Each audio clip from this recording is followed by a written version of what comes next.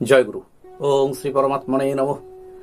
ওং নারায়ণং নমস্কৃত্য নরং চৈব নরোত্তমম দেবীং সরস্বতীং চৈব ততো জয়মুদীরয়েৎ। সকলকে জানাই শুভেচ্ছা এবং যথাস্থানে প্রণাম। মহাভারত আদি পর্ব। আগের ভিডিওতে আমরা পেয়েছি দেবযানী চরিত, কচের শুক্র শিষ্যত্ব গ্রহণ এবং কচের সঞ্জীবনী বিদ্যা লাভ। এবার সপ্ততিতম অধ্যায় দেবযানীর কচ পানি প্রার্থনা। বৈশম্পায়ন কহিলেন, ব্রতপরায়ণ কচ গুরু কর্তৃক আদিষ্ট হইয়া ত্রিদশালয়ে প্রস্থান করিতে উদ্যত হইলে দেবযানী কহিলেন, হে মহর্ষি অঙ্গিরার পুত্র কচ, তুমি কুল, শীল, বিদ্যা, তপস্যা ও সমদমাদি দ্বারা অলঙ্কৃত হইয়াছ। মহাযশা অঙ্গিরা যেমন আমার পিতার মান্য, তোমার পিতা বৃহস্পতিও আমার সেইরূপ মান্য ও পূজনীয়। এই সকল আলোচনা করিয়া আমি যাহা কহিতেছি শ্রবণ করো। হে তপোধন, তুমি নিয়মস্থ ও ব্রতনিষ্ঠ হইলে আমি তোমার সবিশেষ শুশ্রূষা করিতাম। এক্ষণে তুমি কৃতবিদ্য হইয়াছ, আমি তোমার প্রতি নিতান্ত অনুরক্তা, অতএব মন্ত্রোচ্চারণ পূর্বক আমার পানি গ্রহণ করো। কচ কহিলেন, হে শুভে, আমার পিতা শুক্রাচার্য আমার যেরূপ মান্য ও পূজনীয়, তুমিও তদ্রূপ পূজনীয়া। হে ভদ্রে, তুমি ভগবান ভার্গবের প্রাণ হইতেও প্রিয়তরা কন্যা। তুমি ধর্মত আমার গুরুপুত্রী, সুতরাং আমাকে এরূপ কথা বলা তোমার উচিত হইতেছে না। দেবযানী কহিলেন, তুমি আমার পিতার পুত্র নহ, তুমি পিতার গুরুপুত্রের পুত্র। কেবল এই নিমিত্ত তুমি আমার মান্য ও পূজনীয়। কিন্তু অসুরেরা তোমাকে বারংবার নষ্ট করিয়াছিল, সেই অবধি আমি তোমাতে একান্ত অনুরক্তা হইয়াছি। তোমার প্রতি আমি যেরূপ ভক্তি, সৌহার্দ্য ও অনুরাগ করিয়া থাকি, তাহার কিছুই তোমার অবিদিত নহে। অতএব হে ধর্মজ্ঞ, এখন তুমি এ নিরপরাধিনীকে পরিত্যাগ করিও না। কচ কহিলেন, হে শুভব্রতে, অন্যায্য বিষয়ে আমাকে নিয়োগ করা উচিত হইতেছে না। হে বালে, তুমি আমার গুরু হইতেও গুরুতরা, এক্ষণে তুমি আমার প্রতি প্রসন্না হও। হে বিশালাক্ষী, তুমি যে শুক্রের ঔরসে উৎপন্ন হইয়াছ, আমি তাহারই উদরে বাস করিয়াছিলাম, সুতরাং তুমি ধর্মত আমার ভগিনী হইলে। অতএব এরূপ কথা আর কহিও না। হে ভদ্রে, এতদিন এই স্থলে সুখে বাস করিলাম, এক্ষণে অনুমতি করো, গৃহে গমন করি এবং আশীর্বাদ করো, যেন পথিমধ্যে আমার কোনো বিঘ্ন ঘটনা না হয়। কথা প্রসঙ্গে আমাকে একবার স্মরণ করিও এবং সতত সাবধানে আমার গুরু শুক্রাচার্যের পরিচর্যা করিও। এবার কচ দেবযানীর পরস্পর সাপ। দেবযানী কহিলেন, হে কচ, তুমি আমাকে প্রত্যাখ্যান করিলে তোমার সঞ্জীবনী বিদ্যা ফলবতী হইবে না। কচ কহিলেন, আমি কোনো দোষাশঙ্কায় তোমাকে প্রত্যাখ্যান করিতেছি এমন নহে, গুরুপুত্রী বলিয়া প্রত্যাখ্যান করিতেছি এবং এ বিষয়ে গুরুরও অনুমতি নাই, সুতরাং তুমি অকারণে আমাকে অভিসম্পাত করিলে।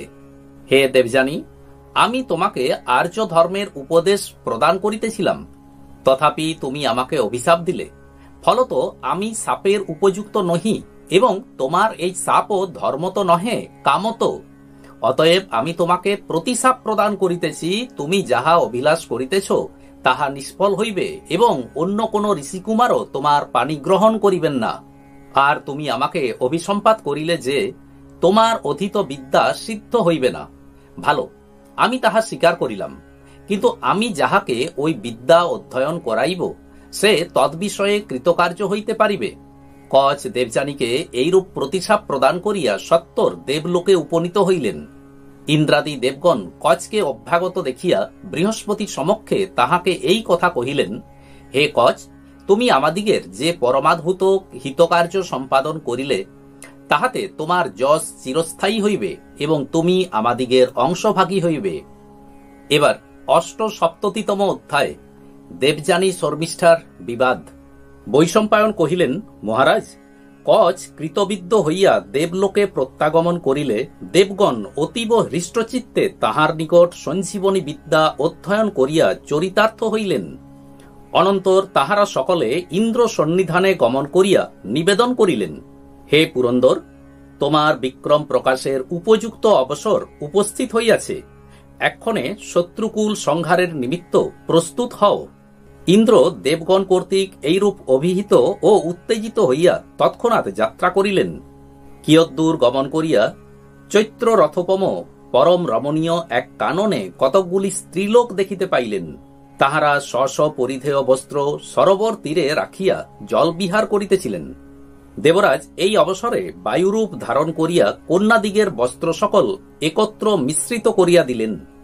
তৎপরে কন্যাগণ সকলে জল হইতে উত্থিত হইয়া যিনি যে বস্ত্র সম্মুখে পাইলেন তাহাই পরিধান করিলেন। তন্মধ্যে বৃষপর্ব দহিতা শর্মিষ্ঠা না জানিতে পারিয়া দেবযানীর বস্ত্র গ্রহণ করিলেন। তদুপলক্ষে তাহাদের উভয়ের বিরোধ উপস্থিত হইল। দেবযানী কহিলেন, হে অসুর কন্যা, তুই আমার শিষ্যা হইয়া কোন সাহসে আমার বস্ত্র পরিধান করিতেছিস? এই অত্যাচারে তোর শ্রেয়লাভ হইবে না। শর্মিষ্ঠা কহিলেন, দেখো দেবযানী, আমার পিতা যখন শয়ান বা উপবিষ্ট থাকেন, তোমার পিতা নিম্নাসনে উপবেশন করিয়া অতি বিনীতভাবে স্তুতি পাঠকের ন্যায় তাহাকে নিয়ত স্তব করিয়া থাকেন। যে ব্যক্তি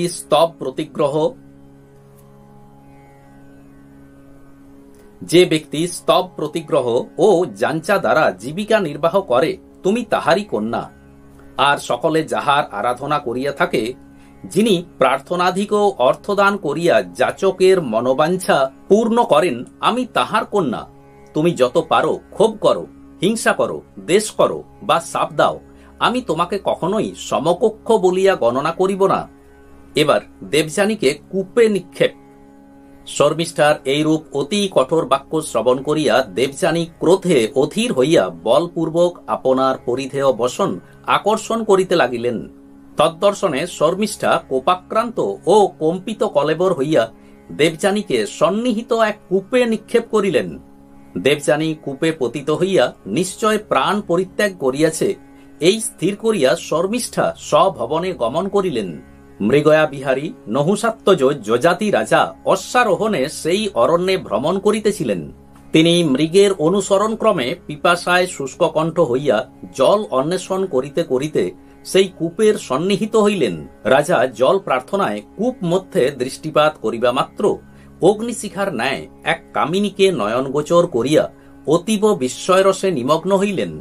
তিনি সেই রমণীকে অতি করুণ স্বরে বিলাপ ও পরিতাপ করিতে দেখিয়া মধুর সান্ত্বনা বাক্যে জিজ্ঞাসিলেন, ভদ্রে, তুমি কে? কাহার কন্যা? কেনই বা এত শোকাকুলা হইয়াছ? আর কিরূপেই বা এই অন্ধকূপে পতিত হইয়াছ?